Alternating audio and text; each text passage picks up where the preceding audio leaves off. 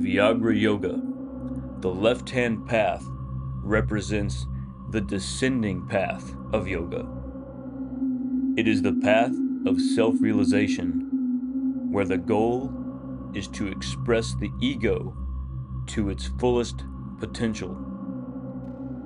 The left-hand path is also the path of indulgence, where poison is transformed into medicine.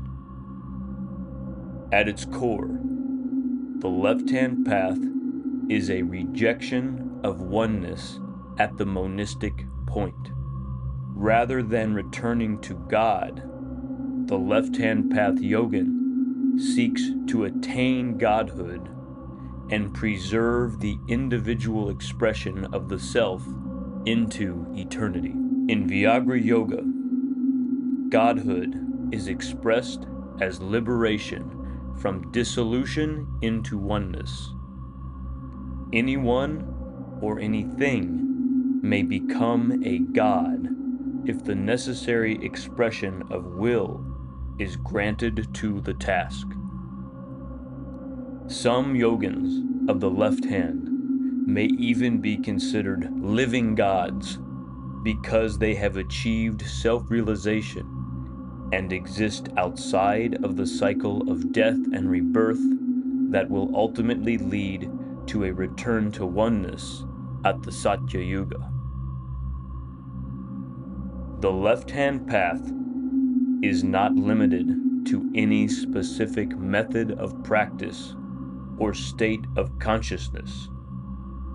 Indulgence, when properly understood, is simply the act of choosing an experience outside of initial compulsion.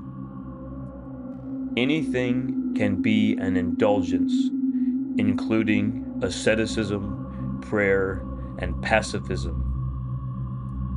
The association between the left-hand path and socially taboo activities is a misunderstanding.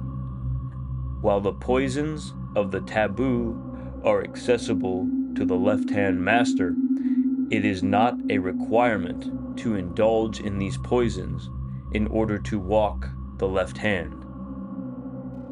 In Vyaghra Yoga, most yogins do not enter the left-hand path until they have achieved self-mastery, ego death, and rebirth on the right-hand path.